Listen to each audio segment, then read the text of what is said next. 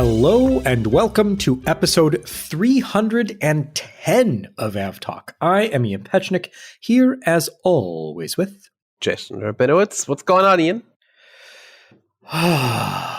Another deep sigh intro followed by, well, that's the episode. Tune in next week. This week, thankfully, nothing as bad as it has been in the past couple of weeks in terms of crashes, incidents, and accidents, or near misses or anything like that. Unfortunately, it's just someone with either too much time on their hands or someone who really doesn't like flight tracking or something is just hammering us with a DDoS attack as of still going on Wednesday, March 5th. So that's been a fun thing to crash just of, the servers or the internet pipe. Well, so yeah, it's all more technical than I will claim to fully understand, but the data is safe, both in terms of the ADSB data that we're receiving, but of course, more importantly to our users, the user data. That's never been an issue. But being able to display the site in the way it's supposed to be displayed 100%, that's been the tricky part. So the things, we were down for a while, but things have been back up, and thankfully we're ahead of the game. But that's been if you were the one hitting fun. F5 on Flight Radar 25 400 billion times every second, please stop it. 555,000 times a second, please stop. Yeah, good advice. Yeah, so that's been fun. But we have had some things happen this week. We got a great episode for you because we're going to talk about the Daily Mail and their aviation reporting, which is always just a fun thing to discuss because it makes Jason and I, our hair turns gray and then it falls out when they write about airplanes. And in this context, we're talking about the FedEx 767 that departed from Newark International Airport over the weekend and promptly returned to Newark because it had struck a bird or birds, and the engine caught fire. There was fire emitted from the engine, and then the aircraft came back and landed safely. And according to the Daily Mail, which is where, I know everyone who listens to this podcast gets their aviation news, the aircraft became engulfed in flames. Oh, no. Yeah. And then, go ahead. It didn't. That's safe to say it didn't. Yes. It didn't. A little part of that 7.6, which I'm sure is, if not already back in service, will be at some point in the very near future. It was a little crispy.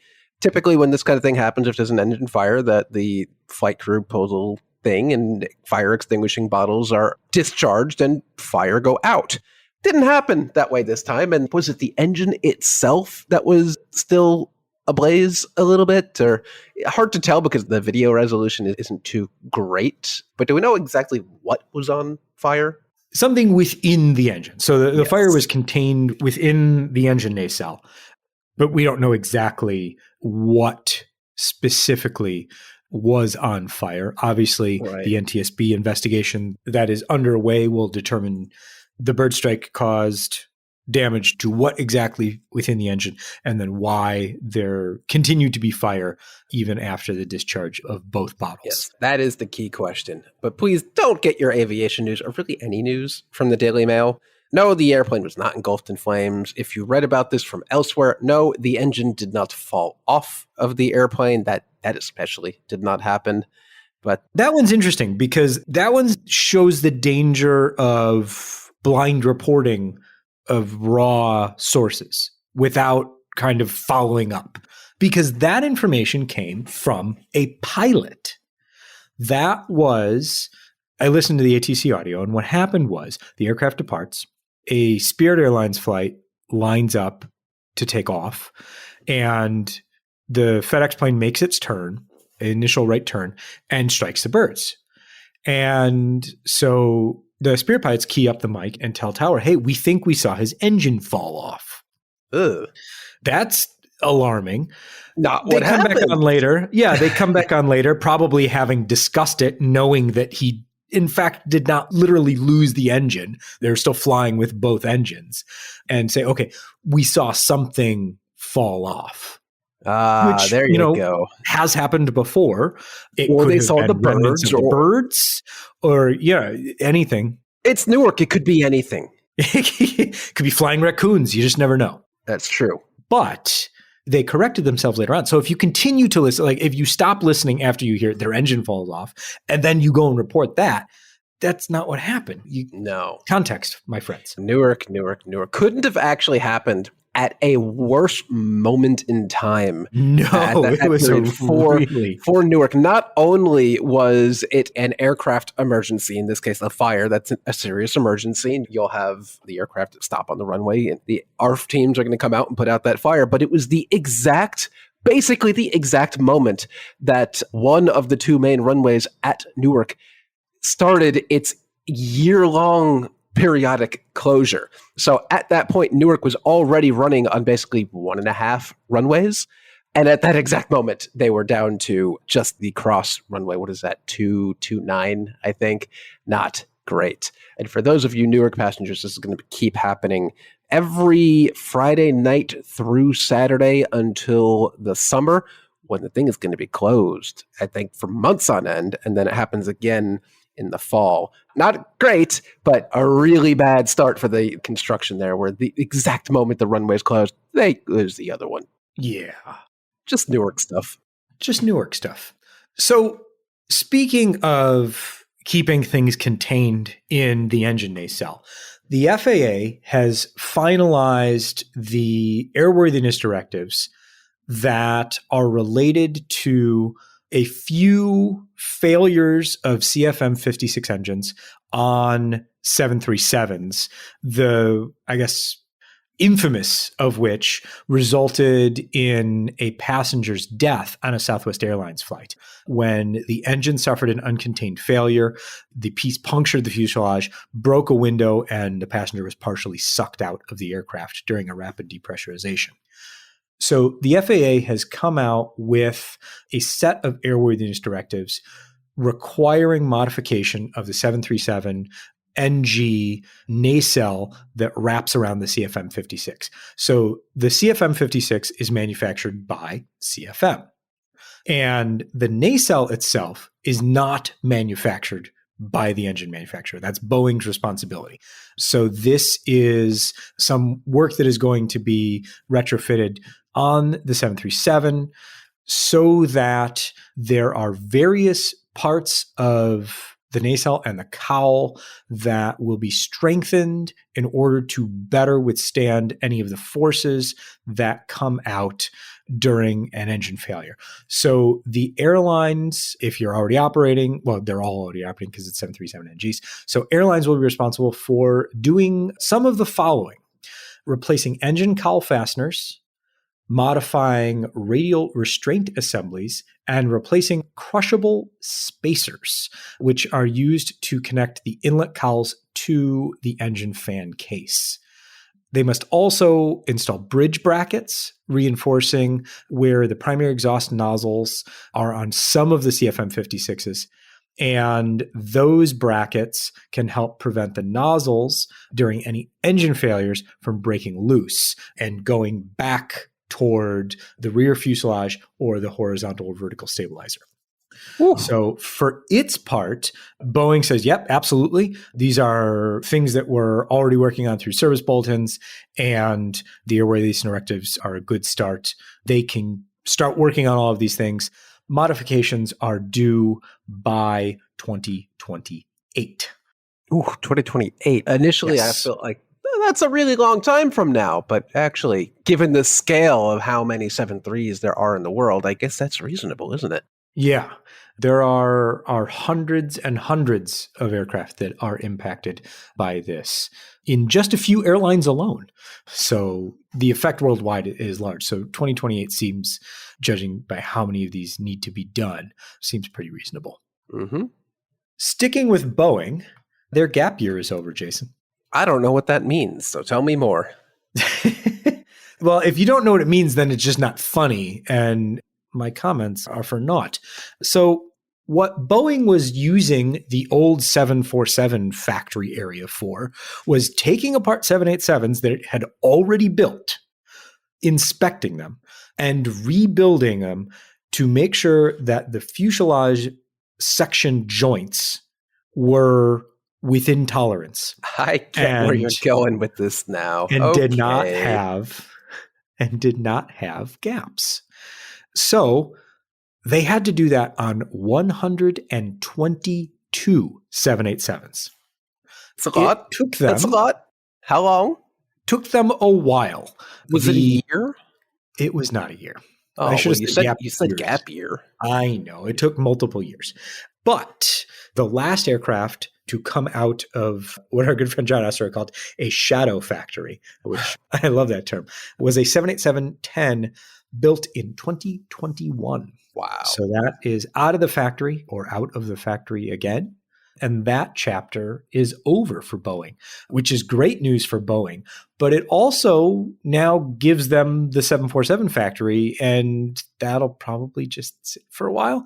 Because if you remember, there was a plan to use that space for a new 737 line as they ramped up to, I think it was more than 57 aircraft per month. And we have not heard anything about this production line in a very long time. I mean, you'd have to imagine it'll happen at some point, but I don't believe we've heard an update on this in a very long time.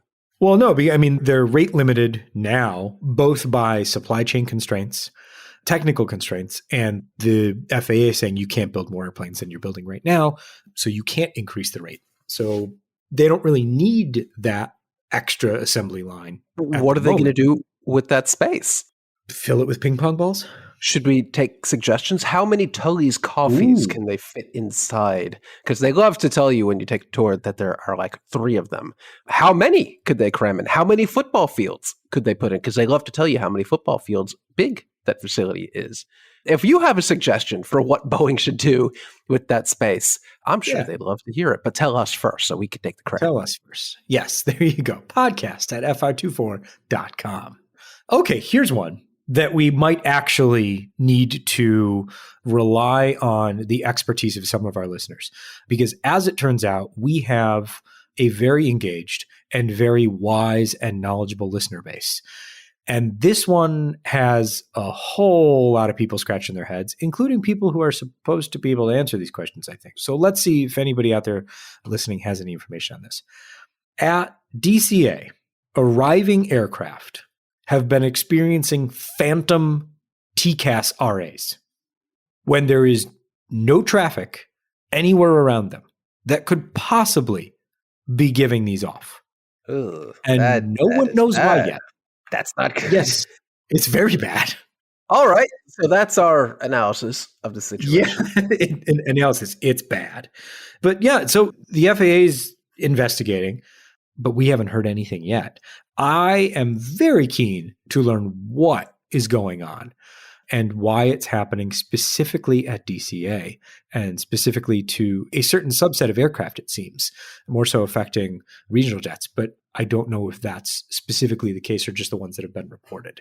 So a very interesting set of circumstances.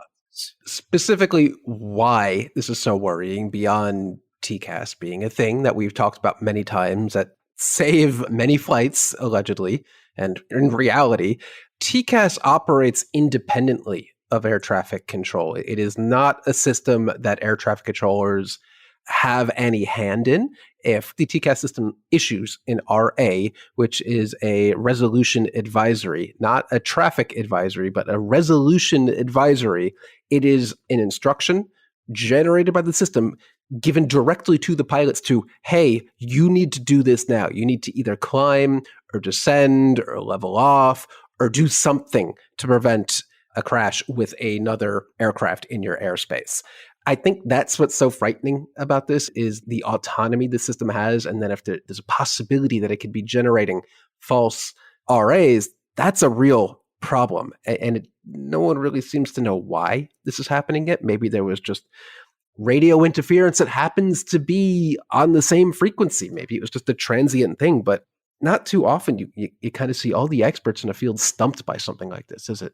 No. And I mean, with the kind of similar nature of the ground proximity warnings happening at 40,000 feet due to GPS interference, this is one of those things where it's it's its own animal. It's designed to be self-contained without outside interference. And when you get these surprise alerts, I mean, there's a real sense of what happens if someone follows one of these when they shouldn't, and even worse than, kind of ignoring, and you don't want to get complacent about these things. So it's very concerning, and I hope they get to the bottom of it very soon. Yeah, I think you were just leading to the most critical part of this. It is nuisance alerts. Over time, they become increasingly problematic. If pilots start treating TCAS less like an absolute life-saving critical system to this thing won't shut up and it keeps telling me about ghosts, that's going to become a real problem. Because if pilots don't have absolute unwavering belief that TCAS is correct, the entire system doesn't work. So I really hope they could figure out what's causing this very, very soon. Yeah. The Transportation Safety Board of Canada is out with a preliminary report on an incident that I guess I don't think we talked about. It may have escaped my knowledge entirely up until this preliminary report, which actually came out a while ago. So I'm not sure why it's been surfaced now, but they did a go around and they scraped the tail what good.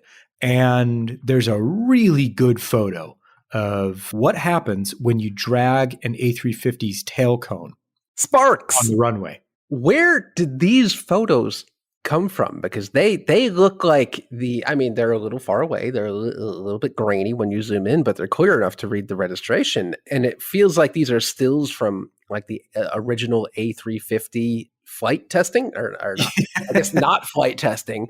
But who took these? I mean, we know who took them because they're credited, but like, where was this person?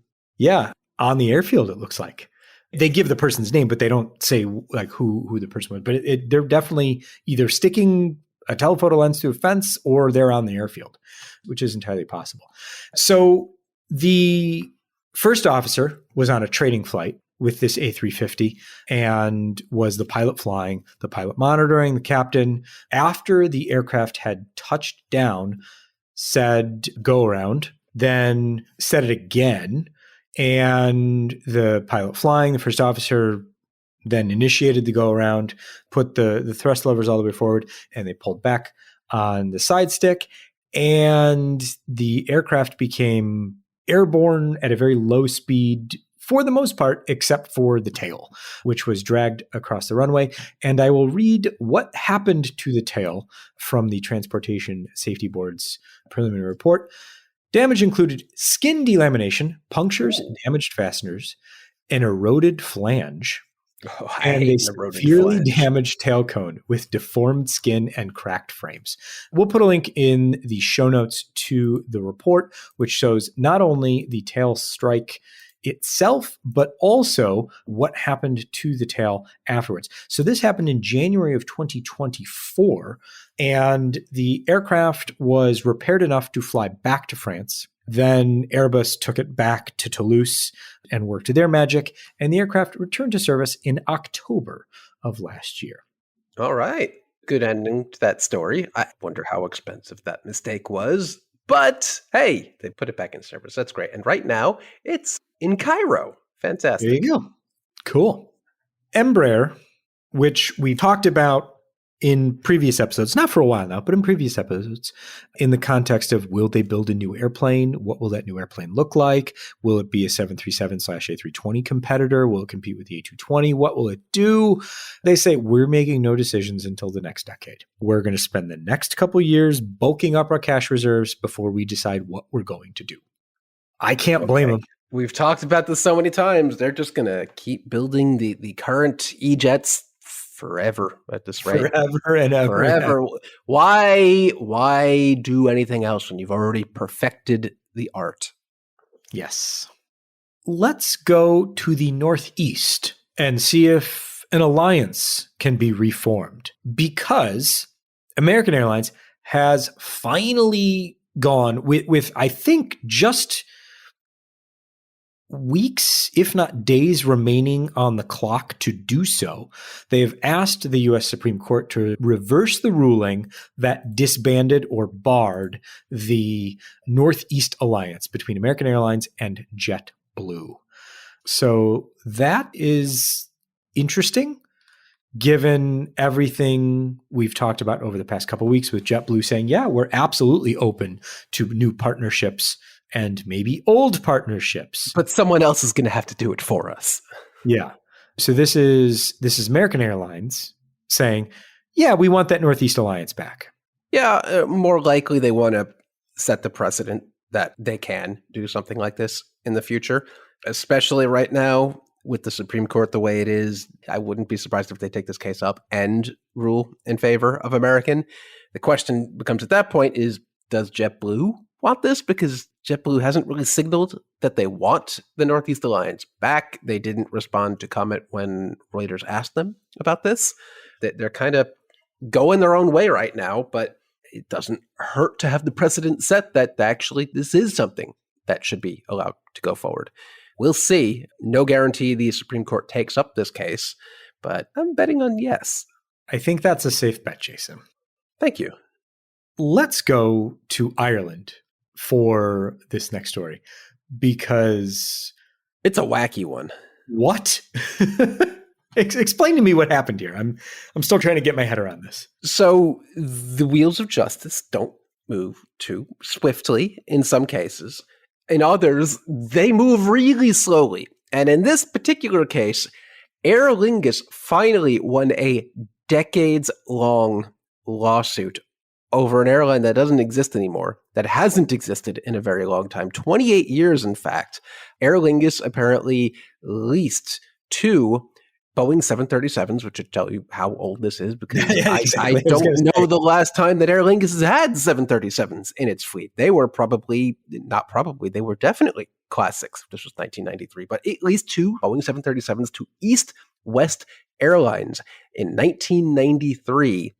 And there was some back and forth about landing fees and then bank guarantees, and that Aer Lingus had to pay out of pocket, and then they had to go back and get their aircraft in 1997. They ended up in Turkey, and then eventually the aircraft were sold to a European lessor, and they ended up in Kenya, of all places. But 28 years later, the legal proceedings are over, and Aer Lingus has been awarded £109,983, or 10 million rupees, by the Airports Authority of India, finally closing a dark, dark, dark past for Air India. 28 years. How many listeners of this podcast are younger than this court case is? Probably a good handful, at least. Absolutely wild that it took 28 years to resolve this. But good on them for definitely spending more than that in court fees and attorney fees and everything else, I'm sure, over 28 years. Exactly. But again, it's about the precedent.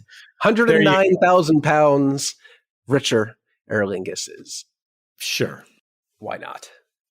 Speaking of richer, or really for poorer. Not. Yes. This headline, it makes you kind of read it a few times to make sure that you've got the numbers right. In 2024, Spirit more than doubled its loss from the previous year to lose $1.2 billion. Ooh. With a negative operating margin. So negative 22.5%. Whoa. But on the positive side, they took in $150 million for those defective Pratt & Whitney engines. So that's a drop in the bucket. Yeah, and those payments will continue through at least 2026. How do you lose $1.2 billion when other airlines are not making money hand over fist, but they're turning a profit? Even some of the smallest airlines in the U.S. in this market are Breeze finally turned a profit. Then you've got Spirit losing $1.2 billion. Where did they put it? I hope they can find it. Oh, one day. Let's go to Germany to talk about lasers. Oh, what? That's what I said. This is really cool. So our good friends at the DLR in Germany have been testing what they're calling intelligent load control systems. And it's part of Project Olaf. The idea here is that you use LiDAR and other sensors to sense turbulence and wind gusts ahead of the aircraft and precisely, automatically, and quickly adjust the flight control surfaces to alleviate the load on the wings, reduce fuel consumption, and increase passenger comfort. Kind of sounds like what Boeing already does today with the 787, except I guess instead of reacting to something that's already happened, it would be able to react to something that is about to happen? Exactly. Exactly. Me understand science. Yes. So they are finding that in their wind tunnel testing, it reduces fuel consumption by 7.2% and significantly decreases CO2 emissions, as well as they're projecting that it will increase passenger comfort. So that is just some really cool stuff that they're working on, and hopefully this will get built up enough where they can start to test it on some of their aircraft. Yes. Because I would love to see how that works. And I look forward to this being integrated into the next Embraer clean sheet aircraft sometime in the mid-2040s. There you go. Let's end the show with some fun news. This one's just fun. And it kind of came out of nowhere, but I'm okay with it. It did. We talked about this recently, that JetBlue loves special liveries. And our friends at JetTip are going to have to add another one for JetBlue. This one called Cloud Top Cruiser, tail number N561JB. It is adorned with Mario and friends, with JetBlue's kind of now very common light blue fuselage. I feel like they have a number of special liveries with that same light blue. But on the side, you'll find Mario and Luigi, Princess Peach, Yoshi, Donkey Kong, and Bowser peeking out of the rear door, who some people have noted he's at the dreaded last row that doesn't recline, that kind of squeezes into the lavatory at the back. So if you see Bowser out your window, you know you have a particularly bad seat. It's not promoting a new game directly or a new console, because Switch 2 still doesn't exist. There's no new Nintendo Worlds. It's just, here's Mario and his friends and enemies on an airplane. We called it Cloud Top Cruiser. There you go. There you go. Cool. Sure, we'll take it. Why not? Why not? If Nintendo wants to get together with JetBlue and do that, why not? Mm-hmm. Well, they say they partnered with Nintendo to bring our fun value to life on this colorful A320 livery. I agree. It is fun and colorful. It is fun and colorful. Let's see. Do we have an entry into service? We do. They entered into service this morning. Fort Lauderdale to Boston. That will be through the next couple of days. Let's see. Sarasota, Boston, Denver, back to Boston, and Cancun. Oh, some very JetBlue things, yes. So there you go. Look for that one in the JetBlue network near you. This has been episode 310 of AvTalk. I am Ian Petchnick, here, as always, with Jason Rabinowitz. Thanks for listening.